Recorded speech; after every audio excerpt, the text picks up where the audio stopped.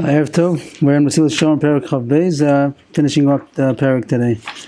The subject is Anava, humility, and he explained this whole parak is explaining Bibir Midas Anava, and he explained that it's divided into two: Anvas HaMachshava, Anvas HaMaisa, the attitudes that a person has that cause that are humility, not cause humility. It's not a good word because we're going to have today, as we continue, how to acquire an Anava. That's going to be the thoughts that bring him to humility. But he told us the thoughts that are humility. Those are the thoughts that are actual humility. When a person thinks those things, we won't go over it again because we did it many weeks already. And the second chilek that he's talking about is Anvas HaMaisa, that a person in action also has to act humble. And he told us 4 aspects of that action, and we're in the 4th one. So just to chazer over the Anvas HaMaisa, he said he warned in the beginning that a person shouldn't do this unless he's also working on Anvas HaMachshava. If he's just going to be outwardly humble, but he's not inwardly humble, so he's really a bigger Balgaiva. He's even a Balgaiva about his Anava also. He says he's a tzavua, he's a counterfeit, he's a faker. And that's worse than the person who would be an open Balgaiva. So we're talking about a person who's working on Anvas HaMachshava, but he says it's also necessary to have the outward expressions of Anava, which are, in general, he said, his mannerisms, as he says, speaking and walking and sitting, should be in a humble way, as he explained. And the second one was being able to tolerate insult. The third one was to hate the necessity. If he has to, he has to, but he doesn't enjoy authority, being in authority, and he doesn't enjoy the outward expressions of honor people give him, even though he needs it, and it means it's supposed to come to him, and he's in the position that he's supposed to get the honor, but he doesn't enjoy it. And now we're up to the last one, is B'chalok Kavod Lakol. In contrast to himself, that he runs away from honor, but the 4th one is going to be that he honors others, which seems maybe to be a contradiction. If he himself shuns honor because he feels that he doesn't deserve it, as we said, and all the 5 reasons that he explained, that a person who's humble realizes that it's not him and he's not praiseworthy, he has faults, Hashem gave it to him, he has an assignment to do, etc. He realizes that the other person also is that. And here, for some reason, it's not a contradiction. A person himself does not want honor, he shuns the honor, but on the contrary, he gives it to others. So people have a problem with this. How is it that when it comes to himself, so then he doesn't deserve the honor, and when it comes to somebody else, he does give honor? He should say, for the same reason I don't deserve it, you also don't deserve it. So we explained a couple of times, I think, that it comes out of the Sefer, that honor is a very important thing. It's not a bad thing, it's a positive thing, and in the Tanakh it's always used in a positive way. I think always, maybe one time not, but it's always come out used as a positive. And the Mesillas Rabbi himself, in the beginning, he spoke about a person wanting to be in a position of honor in Olam Haba, which means that he's deserving. There's the necessity to have kavod in order to put qualities in their proper perspective. And if everything would be equal, then there would be no quality. Quality is only recognizable and useful if it's put into its position. So it is necessary to have kavod. But the problem is, so let's go back to this issue coming up about kichilo kavod lakol, means that he has no problem in giving people the proper honor that's due them. If people have qualities, we're not denying that people have qualities. The person himself also knows that he has qualities. If he doesn't think he has qualities, there's nothing to be humble about. He knows that he has qualities, but he's still humble, despite the qualities that he has, as we said, because he has other deficiencies. It's a present that Hashem gave it to him. He was born that way. He has an assignment, but it doesn't mean that he doesn't have a quality. So the issue is going to be that when a person, he's happy to give each person the pedestal that he deserves. When a person takes honor for himself, it also doesn't necessarily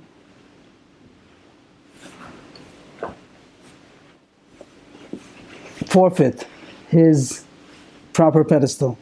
If he needs the pedestal, that's what he deserves. If he's the mayor, he's going to take the seat of the mayor. If he's the Rosh Yeshiva, he's going to take the seat of the Rosh Yeshiva. That's not saying that he's going to forfeit his position, which is what his quality is. That's what he is. If he's a professor, if he's the head of the department in the hospital, so that's what he is. He's not going to take off the sign and say, "I'm not the head. You are the head. You are the head."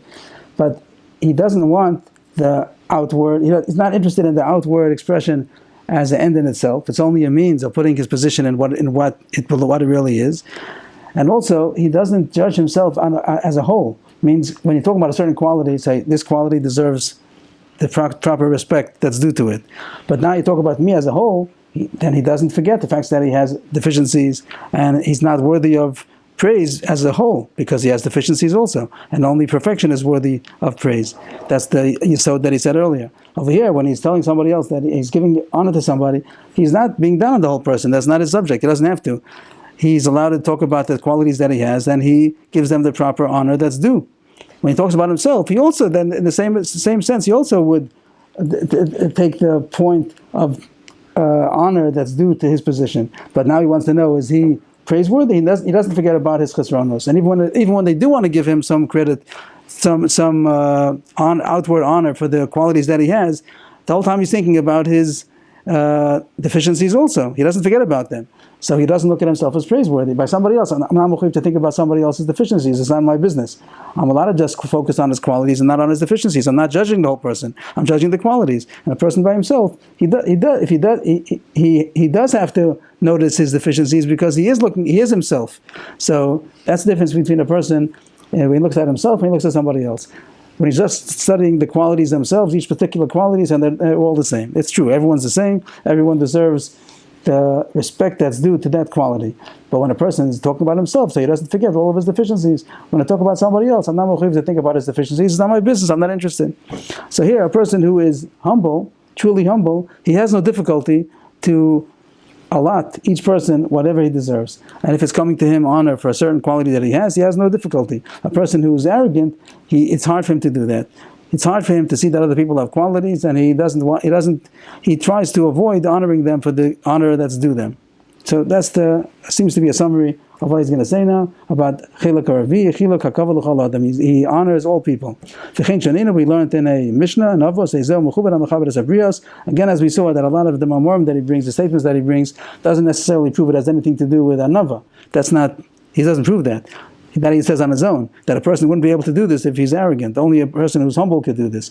But he's just showing from different places in Chazal that is a noble thing. It's a noble thing to be able to honor other people. Who is a person who is honorable? A person who honors others. So you see that it's a proper thing that a person should honor others. And this is talking about brios. Anybody that's under the title called the creation. It means everybody. Everybody is deserving of some kind of honor. Of course, you don't honor them more than they deserve. I think that it's a mistake sometimes that people overdo it. And the person himself knows that you're overdoing it. Everyone knows you're overdoing it. It's not a real honor. The real honor is to be able to focus and zoom in on what the person deserves and give him honor according to his station. And then everybody appreciates it. From where do we know? What's the source? That when a person knows that somebody else is greater than him, even in one aspect, that he should conduct himself towards him with respect. So this is different than the first statement. The first statement was mechaber es habrios, everybody. He honors everybody. Here it says that he knows somebody is greater than him, that he honors him. So some people, I saw some Mefarshim on the Mesillas, they ask a contradiction between these two mamorim. They're not difficult. The first one is talking about that he honors everybody in respect to that he's a bria, he's a human being, and everybody deserves honor for being a human being, according to that minimum level of being a human being. He is saying that when a person knows that somebody is greater than him, then he should respect him even more than himself. In the first category that it says mechaber es habrios, it doesn't necessarily mean that he makes them higher than himself, but he gives him whatever is due to him. Whatever honor is due to that person, he gives him. If it's less than him, it's less than him. But the person who is deserving of a 70% position, he's a higher position. He's a Rosh Hashiv, whatever it might be. He might be a mayor, a Rosh Mמשלה, a president. But when a person comes in, he gives him the respect that's due him. Makes sense. Even if there's going to be a Rosh Mמשלה, and a technician comes into his house to fix something, so he doesn't treat him like a piece of dirt. He treats him like a technician. A technician is due kavod. He worked and he learned his trade, and he's an honorable person, so he deserves. He's not going to put him in the front seat. He's not going to say, sit in the Mizrach. He's going to tell him, he's going to honor him according to what's due. That's me that people should learn how to be able to honor people for what is becoming them. And then there's another point, that if you notice somebody has a quality above you, so you should even make them above you in that aspect. It doesn't mean that he's above you in every aspect, but it means in whatever quality he has more than you, so you're supposed to show that you consider him higher than yourself in that aspect. One person is a chacham, another person is a person of power or position. So they honor each other because he has what he doesn't have, he has what he doesn't have. So everybody who's humble is able to see each person's quality for what they are, and he has no difficulty honoring each person in whatever it's supposed to be. From where do we know that a person is supposed to honor somebody? Whoever he knows that is greater than him. This is a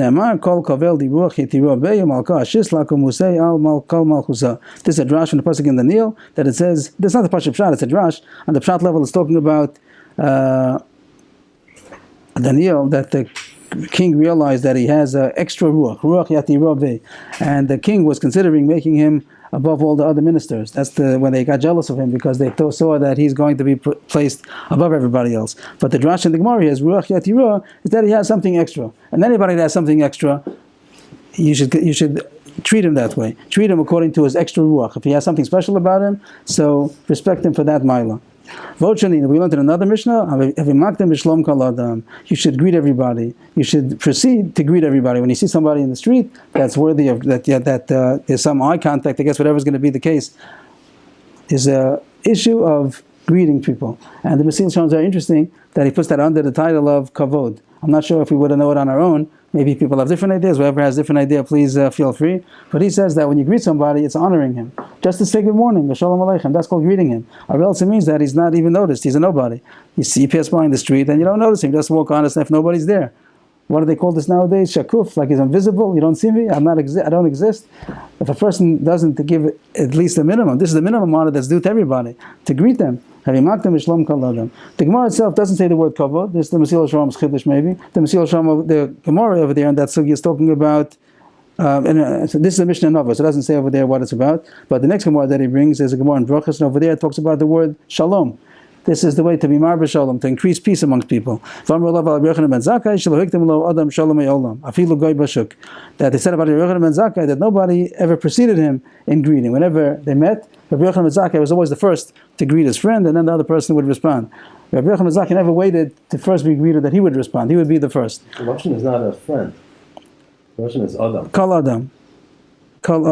Not necessarily a friend. So, right. Then the question would be, then the question people ask is, does that mean when I go down the street, I'm supposed to greet every single person as you go? So it's probably not practical and not expected by anybody. But there is a certain rule of the thumb that people figure out when it's proper to greet and when it's not proper.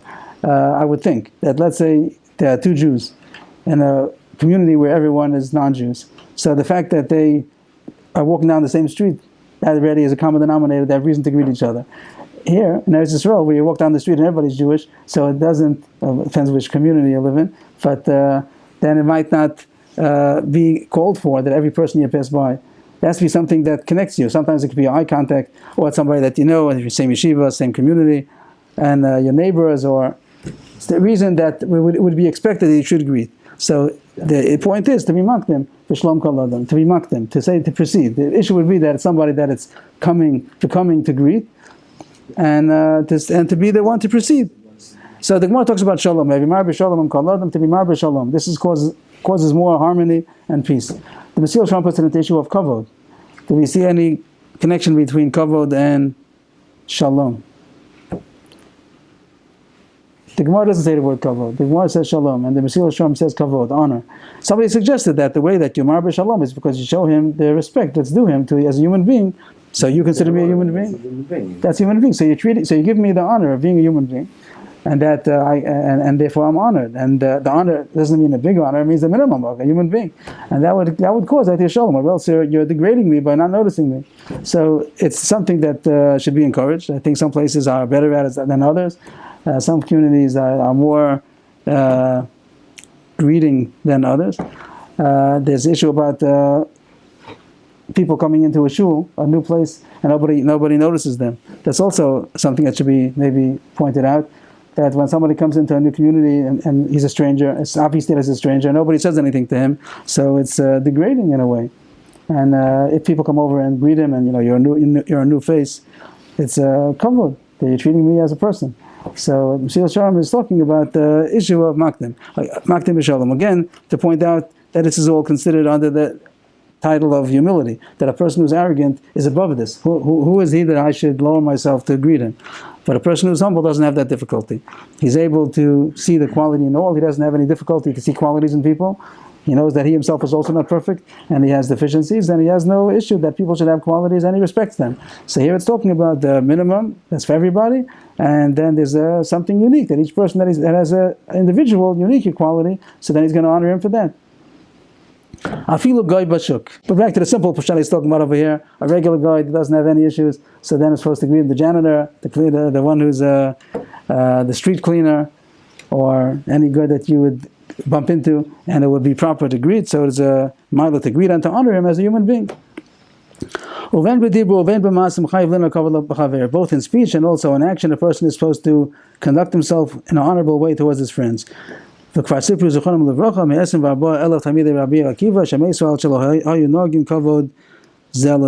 Chazal talk about the 24,000 disciples of Rabbi Akiva that they died in the short kufa because they didn't conduct themselves with honor towards each other. Doesn't say that they degraded each other, but they didn't give the proper honor to each other. You might have speculation how they did that, what did they do exactly, but they didn't give proper honor to each other. And here he's saying the Nagu Kavod Zebazet doesn't only mean speech, it means any kind of a expression of respect that's due them.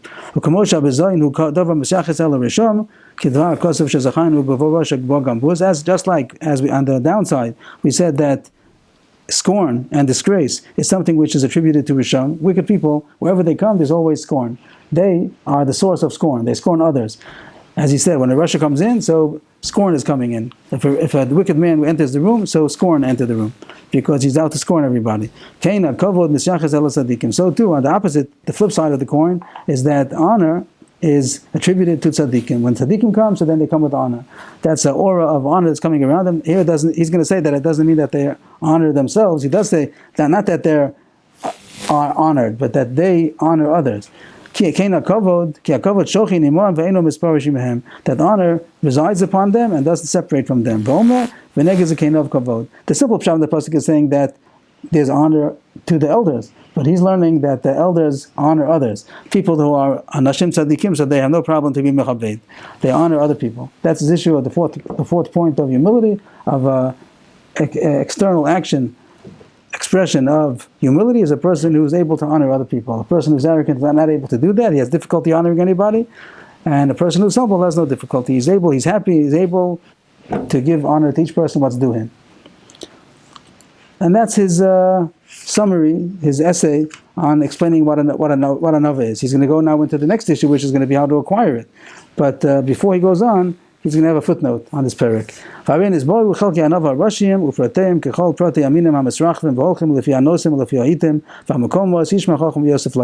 Here he's hinting that these are just the main rules, the main generalities of the issue, but the application is going to be dependent on the situation, on people, time. So he's just telling you that I can't tell you everything. You have to be a chacham. Yishma chacham Yosef Lakach. The wise man hears and is able to increase on his learning. But it depends on the subject, on the time, on the place. You have to get the rules and be able to apply them. So the rules are the thoughts, the attributes of Anbas HaMachshava, that a person realizes that he has deficiencies, even though he has qualities. His qualities are not perfect, and it's a natural quality that he has that he didn't have to do anything for it usually, and that it's an assignment that he's supposed to help others with that quality that he has, and that it's a gift from Hashem. And on the contrary, he shouldn't he be arrogant, he should even be shamed and embarrassed that Hashem is giving him so many presents even though he didn't do anything for it. That was Anbas HaMachshava. Anbas HaMaisa, he said, was in his general mannerisms and disposition, that he acts in a humble way, not an arrogant way, and that he's able to tolerate insult. He hates authority and honor for himself, and on the contrary, he's able to give honor to others.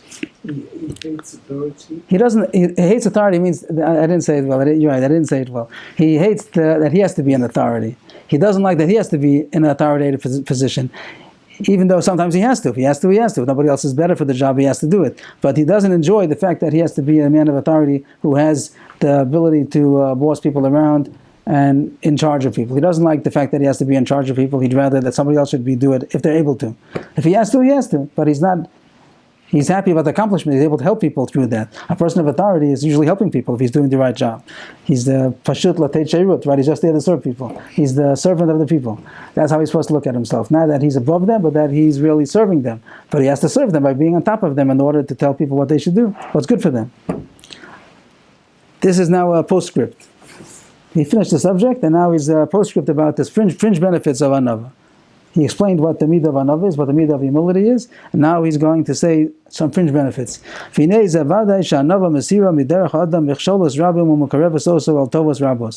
person has reached the level of humility, it saves him from a lot of trouble, and it brings him closer to many benefits. First of all, he doesn't care so much about worldly things. He will have to explain each point why that's so. What does that have to do with humility? A person who's humble, he doesn't care much about worldly issues, and he's not jealous about the vanities of this world. What would that be? What does that have to do with anava? What does it have to do with humility? The fact that he's not mekaneh, he's not jealous, and he's not involved in running after worldly pleasures. B'chora, someone suggested the reason is because he doesn't think that he deserves a dafka. A person who doesn't see himself as praiseworthy, so he doesn't feel himself eligible for everything. A person who thinks that everything's coming to him, so then he's jealous and he's running after everything that he could get because he thinks it's coming to me. But a person who doesn't think so of himself, so he's not he's not into havle olam hazeh. Also, another point, another fringe benefit that a humble person has is that it's a beautiful company to be in. Everyone enjoys his company. It's pleasant to be in his company. A person who's arrogant, it's difficult to be in his company because he's always trying to make himself above everybody. In order to do that, he has to put people down. But a person who's humble, he doesn't have any issue. He's happy with everybody. On the contrary, he sees everybody's qualities, he puts them up. So it's very enjoyable to be in the presence of a humble person. And people enjoy him. Another benefit that he has, he doesn't get angry. Anger, one of the things that sparks anger, we said anger, when we learned about anger, we said anger means that a person explodes and doesn't think rationally. But that's only triggered when something's not going his way. He's frustrated. It goes in a few steps. Things are not going the way he wants. Frustration, explosion. But the person who's an anav, he doesn't get so frustrated, even though things don't go the way he would have liked it, but he realizes that there's no reason that it should. If he thinks that he's all perfect, then everything's coming into him. So whenever something doesn't go his way, so he gets frustrated. And then he has to be able to hold back from exploding. But a person who doesn't feel himself deserving in the first place, so he doesn't have such expectations, and he's not so frustrated. He understands, not everything, well, why should everything go the way I want it? So he's calmer about all the situations in life that are difficult, and he's farther away from exploding. And also he doesn't get into fights with people for the same reason. He doesn't stand on his position so much. He knows that other people deserve also. Not everything is deserving to him, and whenever somebody gets in his way, he has to... What is that arrogance? The arrogance would be the opposite. A person who's arrogant, it's very easy to get angry. We said that anger has two... anger could either be the root of the problem or it could be a symptom. Some people have an anger problem. Some people, they have an arrogance problem, and as a symptom of their arrogance, they get angry. A person would have to find out what the cause of his anger is. If he'd be working on his anger, he has to see is it only a superficial symptom of arrogance, and he has to go to the root and get rid of the arrogance. Some people stand on always stand, You're always right. I'm always right. Or we stand on their rights.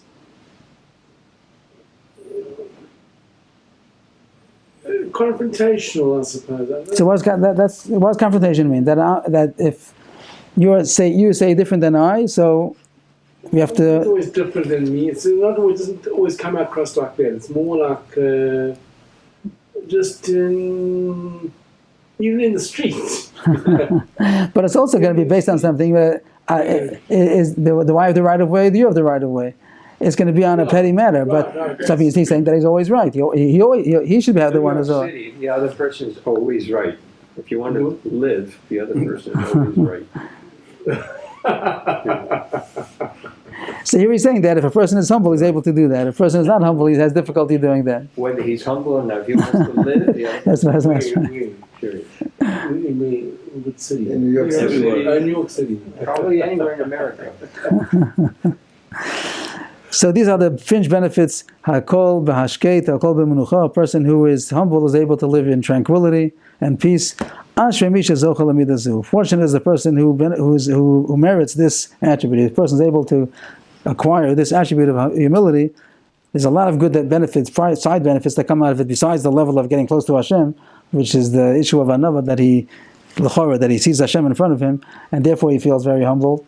He doesn't see himself as being so perfect because he's standing in front of Hashem, but it also has a lot of fringe benefits that he's able to get along with people. It saves him from the whole nisayon, from the whole test of. We had issues about kina, jealousy, and kaas, but the person who has humility, so then he detours the whole issue. Yes. Are you aware of any person who had a tendency toward anger and explosion, and who learned humility and thereby didn't have that anymore? Do you know even one person who was able to make that transition? I do know people that improved on their midah, on their attribute of anger. I don't know if it came because of humility. I don't know what the workings were behind it. It could be that a person realized that anger just means that he's losing himself, exploding, and not thinking rationally, and he realizes, I'm not going to let go of the wheel. That's intellectual. That's only intellectual. How's that going to affect the person's immediate response of exploding? The person explodes before he has a chance to think. But I think that once a person internalizes, even that intellectual exercise, once he internalizes it, then he realizes that I'm not going to let go of the steering wheel. So even if he's on the highway and he has something's very frustrating to him, he's not going to let go of the steering wheel because he knows how clear it is that letting go of the steering wheel is suicide, and he's going to do something irrational, and who knows where he's going to end up. So even though it's an intellectual drilling, once a person drills it, he got it. So the whole Mesillas is built on drills. I'm not so sure we're together here. Well, I think it could be like anger could be like a loss of control of the intellect. If you gain it is, yeah, that's true. Right, a person has to gain control of his intellect. He shouldn't let go of his intellect. I'm not sure that that's true. I don't know if these gentlemen over here agree. You may have an intellectual understanding, but you still have the instinctive response of anger that occurs before the intellect even trips in. So a person has to learn to make his intellect strong enough. Of intellect. So Rabbi Pliskin has a book on anger. So he has exercises there. One is you actually visualize yourself, somebody insulting you and so on. And you get used to that, and you get to, in other words, you're training mechanisms.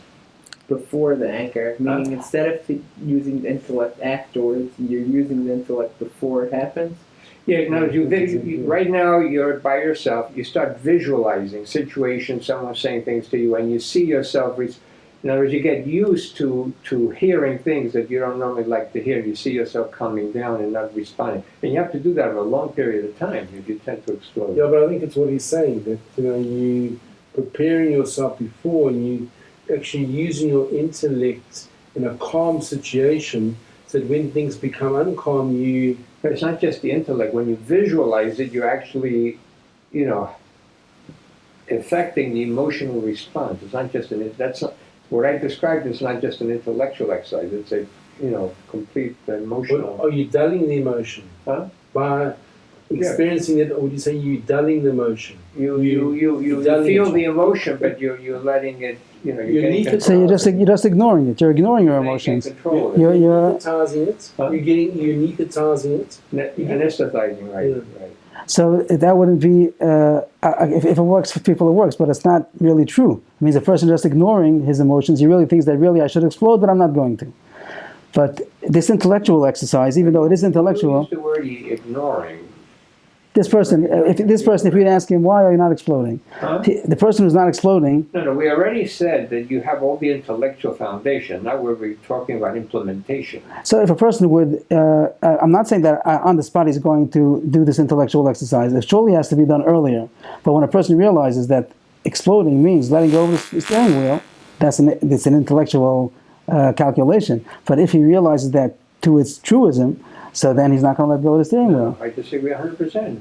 That realization is going to do almost zero for someone. That I could say that maybe the people don't have that problem. The people that have that explosive problem, that intellectual understanding, it's like nil. Okay. It's the first step. But that's, okay.